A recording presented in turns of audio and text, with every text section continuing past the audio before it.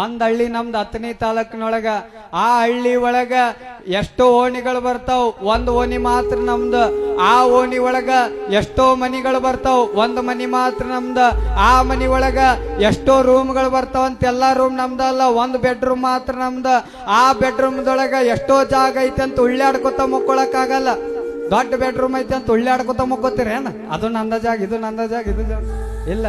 ಆ ಬೆಡ್ರೂಮ್ದೊಳಗ ಎಷ್ಟ ಜಾಗ ಇದ್ರು ಕೂಡ ನಾವು ಮಲ್ಕೊಳ್ಳುವಂತ ಜಾಗ ಎಷ್ಟಂದ್ರ ಅರ್ಧ ಮಂಚದಟ್ಟ ಅಟ್ಟ ನಮ್ಮ ಜಾಗ ಅಂತಕ್ಕಂಥ ಸತ್ಯ ನಾವೆಲ್ಲರೂ ಕೂಡ ಅರ್ಥ ಮಾಡ್ಕೊಳ್ಬೇಕು. ನಾವ್ ಎಷ್ಟು ಗಳಿಸಿದ್ರು ಕೂಡ ನಾವು ಮಲ್ಕೊಳ್ಳುವಂತ ಜಾಗ ಎಷ್ಟಂದ್ರ ಅದು ಅರ್ಧ ಮಂಚದಟ್ಟ ಅಟ್ಟ ಅಂತಕ್ಕಂಥ ಸತ್ಯ ನಾವೆಲ್ಲರೂ ಕೂಡ ಅರ್ಥ ಮಾಡ್ಕೊಳ್ಬೇಕು. ಆನೆ ಬಂಡಿ ಭಂಡಾರವಿರ್ದೊಡೇನು ತಾನೆಂಬುದು ಬಡಿ ಅಕ್ಕಿ, ಒಂದಾವಿನ ಹಾಲು ಮಲಗುವುದು ಅರ್ಧ ಮಂಚ ಅಂತಕ್ಕಂಥ ಸತ್ಯ ನಾವೆಲ್ಲರೂ ಕೂಡ ಅರ್ಥ ಮಾಡ್ಕೋಬೇಕು. ಅದಕ್ಕೆ ಈ ಭೂಮಿ ಮೇಲೆ ಬಂದವಿ, ಯಾರು ಕೂಡ ಶಾಶ್ವತವಿಲ್ಲ. ಬರುವಾಗೂ ಖಾಲಿ ಕೈಲೇ ಬಂದವಿ, ಹೋಗುವಾಗೂ ಖಾಲಿ ಕೈಲಿನೇ ಹೋಗ್ತೇವಿ. ಯಾರು ಕೂಡ ಯಾರ ಜೊತೆನೂ ಕೂಡ ದ್ವೇಷದಿಂದ ಬದುಕಬೇಡ್ರಿ, ದ್ವೇಷ ಬಿಡ್ರಿ, ಪ್ರೀತಿ ಮಾಡೋದು ನೀವೆಲ್ಲರೂ ಕೂಡ ಕಲೀರಿ. ಯಾವುದು ಶಾಶ್ವತವಲ್ಲ, ಬರಿಗೈಲೇ ಬಂದೇವಿ. ಹೋಗುವಾಗ ಯಾರ ಒಯ್ದಿ ನೋಡ್ರಿ ಏನ್ರ